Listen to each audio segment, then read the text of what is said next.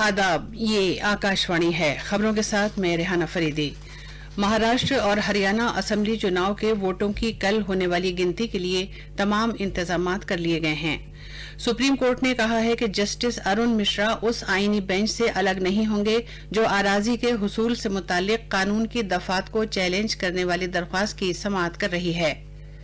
जम्मू कश्मीर में गवर्नर के मुशीर खुर्शीद अहमद गनाई ने जम्मू कश्मीर की यूनिवर्सिटियों और कॉलेजों में नया और हुनरमंदी पर मबनी निसाब शुरू करने की जरूरत पर जोर दिया है। भारत की क्रिकेट टीम के साबिक कप्तान सौरव गांगुली ने क्रिकेट कंट्रोल बोर्ड के 39वें सदर की हैसियत से अपनी जिम्मेदारियां संभाल ली हैं। और बैडमिंटन में साइना नेहवाल, समीर वर्मा, प्रोपल्ली कश्यप और कदाम्बी श्रीकांत फ्रेंच ओपन के पहले राउंड में अपने अपने मैच खेलेंगे। अब खबरें तफसील से। कल महाराष्ट्र और हरियाणा असेंबली इंतखाबात के वोटों की गिनती के लिए तमाम इंतजामात मुकम्मल कर लिए गए हैं। महाराष्ट्र में 288 सीटों और हरियाणा में 90 सीटों के लिए एक ही मरहले की पोलिंग में पीर को वोट डाले गए थे। महाराष्ट्र में दिन के आखिर तक 61% वोट डाले गए। हरियाणा में वोटों की गिनती की तैयारियां मुकम्मल हैं। रियासत में 59 मुख्तलिफ मुकामात पर स्ट्रांग रूम्स कायम किए गए हैं। ईवीएम्स और वीवीपैट मशीनों को स्ट्रांग रूम्स में रखा गया है, जहां 3 मरहले की पुख्ता सिक्योरिटी का इंतजाम है। गिनती मराकज के इर्द गिर्द दफा 144 लागू कर दी गई है। इसी दौरान हरियाणा के उचन्ना, पृथला, कोसली, बीन और नरनौंड असेंबली हलकों में दोबारा वोट डाले जा रहे हैं। पोलिंग सुबह 7 बजे शुरू हुई, जो शाम 6 बजे तक चलेगी।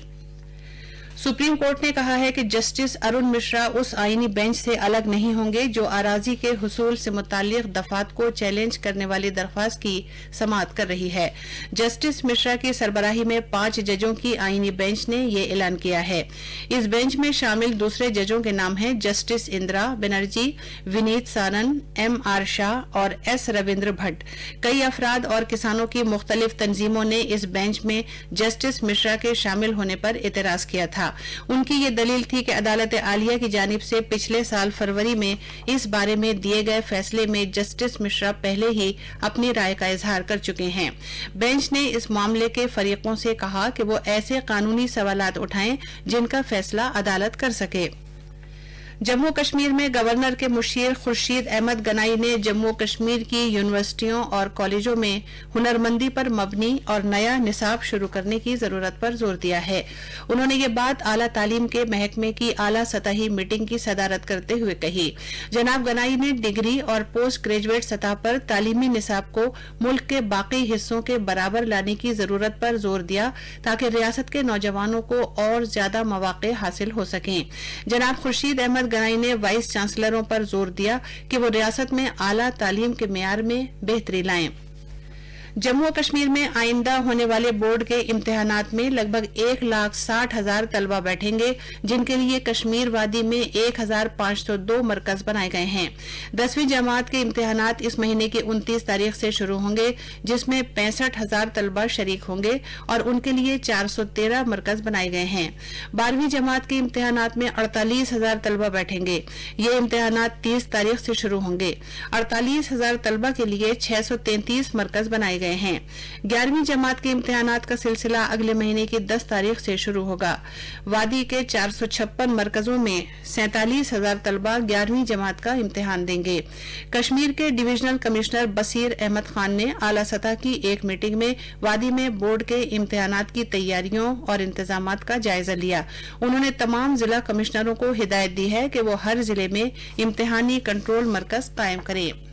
जम्मू कश्मीर पुलिस के डायरेक्टर जनरल दिलबाग सिंह ने बताया है कि कल शाम पुलवामा जिले में राजपुरा अवंतीपुरा इलाके में झड़प के दौरान जो 3 दहशतगर्द मारे गए थे, उनमें अब्दुल हमीद लहरी भी शामिल है, जिसे जाकिर मूसा का जानशीन बताया जाता है।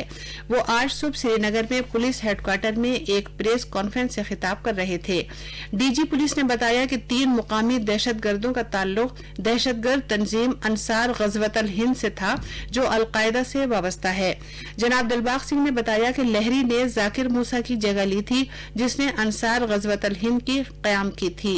मूसा इस साल त्राल में मारा गया था। पुलिस के सरबराह ने कहा कि इन 3 दहशतगर्दों के बारे में जानने के बाद इस तंजीम का कश्मीर से लगभग सफाया हो गया है। उन्होंने दूसरे मारे गए दहशतगर्दों की शनाख्त जुनैद रशीद और नवीद टाक के तौर पर की है। इलाके में दहशतगर्दों की मौजूदगी की एक मखसूस इत्तला मिलने के बाद हिफाजती दस्तों की एक मुश्तरका टीम ने अवंतीपुरा इलाके में दहशतगर्दी मुखालिफ कार्रवाई शुरू की थी। दफा 370 के खात्मे के बाद जनूबी कश्मीर में मुठभेड़ का ये तीसरा और 2 हफ्ते के अंदर अवंतीपुरा में ये दूसरा वाकया है। वजीर-ए-आज़म नरेंद्र मोदी ने कहा है कि अवाम की शिरकत उनकी हुकूमत के लिए पॉलिसी बनाने का एक रहनुमा उसूल है। वजीर-ए-आज़म ने ये बात नई दिल्ली में कल JP मॉर्गन बैनुल-अक़वामी कौंसिल के साथ अपनी मुलाकात के दौरान कही। कौंसिल बरतानिया के साबिक वजीर-ए-आज़म टोनी ब्लेयर, ऑस्ट्रेलिया के साबिक वजीर-ए-आज़म जॉन हॉवर्ड और अमरीका के साबिक वज़ीर ख़ारजा हेनरी किसिंजर और कंडोलीसा राइस जैसी अहम आलमी शख्सियतों पर मुश्तमिल है। अपनी मीटिंग के दौरान जनाब मोदी ने भारत को 2024 तक $5 ट्रिलियन की मईशत बनाने के अपने नजरिए के बारे में इन आलमी शख्सियतों से बातचीत की। उन्होंने कहा कि आलमी सतह के बुनियादी ढांचे की तरक्की, मुनासिब खर्च वाले हिफ्ज़ान सेहत में बेहतरी और मेयारी तालीम की फराहमी उनकी हुकूमत की पॉलिसी की कुछ दीगर अहम तरजीहात हैं। गैर मुल्की पॉलिसी के महाज पर भारत अपने अहम शराकतदारों और करीबी पड़ोसी मुल्कों के साथ मिलकर काम करता रहा है ताकि एक शफाफ और बराबरी पर मुश्तमिल कसीर कुतबी आलमी निजाम कायम किया जा सके। 2007 के बाद ऐसा पहली बार हुआ है कि बैनुल-अक़वामी कौंसिल की मीटिंग भारत में हुई है। मरकजी वजीर नरेंद्र सिंह तोमर आज जिला इंटरमीडिएट ग्राम पंचायतों और रियासतों को कौमी पंचायत इनामात से नवाजेंगे। वजीर मौसूफ 2011-12 से अब तक के रियासती सरकारों और मरकजी इलाकों की इंतजामिया की सिफारिशात पर जिला इंटरमीडिएट और ग्राम पंचायतों की सतह पर बेहतरीन कारकर्दगी वाली पंचायतों को एजाजात से नवाज रहे हैं। मुख्तलिफ जुमरों में ये अवार्ड दिए जाएंगे। ये खबरें आकाशवाणी से नश्र की जा रही हैं। भारत की क्रिकेट टीम के साबिक कप्तान सौरव गांगुली ने आज भारत के क्रिकेट कंट्रोल बोर्ड के सदर का ओहदा संभाल लिया। आज क्रिकेट कंट्रोल बोर्ड की आम मीटिंग में उन्हें अगले 9 महीने तक भारत के क्रिकेट कंट्रोल बोर्ड की जिम्मेदारी संभालने का बाकायदा इख्तियार दिया गया। तकरीबन 3 साल से सुप्रीम कोर्ट की मुकर्ररा कमेटी बोर्ड का कामकाज चला रही थी। मीटिंग के दौरान उत्तराखंड के माहिम वर्मा को नया नायब सदर और जे शाह को सेक्रेटरी मुकर्रर किया गया है। अरुण धूमल को खजांची और केरला के जयेश जॉर्ज को सेक्रेटरी बनाया गया है। फ्रेंच ओपन बैडमिंटन के पहले दौर में साइना नेहवाल, समीर वर्मा, प्रोपल्ली कश्यप और के श्रीकांत अपने खेल का मुजाहरा करेंगे। पेरिस में जारी BWF French open super 750 tournament में आज खवातीन के सिंगल्स के पहले राउंड में साइना नेहवाल हांगकांग की चेनंग नान ई का सामना करेंगी। उनके अलावा भारतीय खिलाड़ियों में आज समीर वर्मा, पी कश्यप और कदम्बनी श्रीकांत भी मर्दों के सिंगल्स में अपने अपने मैच खेलेंगे। कल शुभंकर दे और PV सिंधु अपने अपने मैच जीतकर दूसरे राउंड में पहुंच गए थे।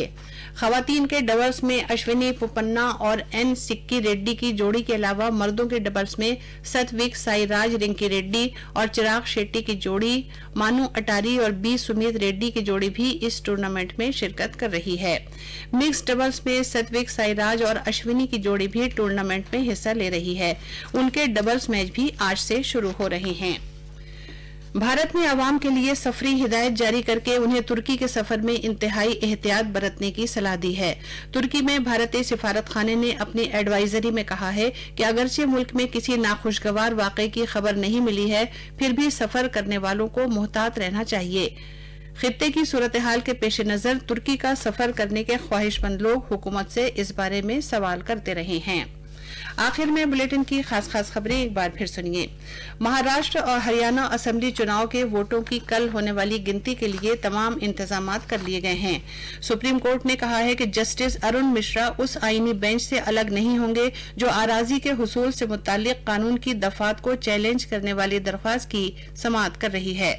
जम्मू कश्मीर में गवर्नर के मुशीर खुर्शीद अहमद गनाई ने जम्मू कश्मीर की यूनिवर्सिटियों और कॉलेजों में नया और हुनरमंदी पर मबनी निसाब शुरू करने की जरूरत पर जोर दिया है। भारत की क्रिकेट टीम के साबिक कप्तान सौरव गांगुली ने क्रिकेट कंट्रोल बोर्ड के 39वें सदर की हैसियत से अपनी जिम्मेदारियां संभाल ली हैं और बैडमिंटन में साइना नेहवाल, समीर वर्मा, प्रोपल्ली कश्यप और कदाम्बी श्रीकांत फ्रेंच ओपन के पहले राउंड में अपने अपने मैच खेलेंगे। आकाशवाणी से खबरें खत्म हुई।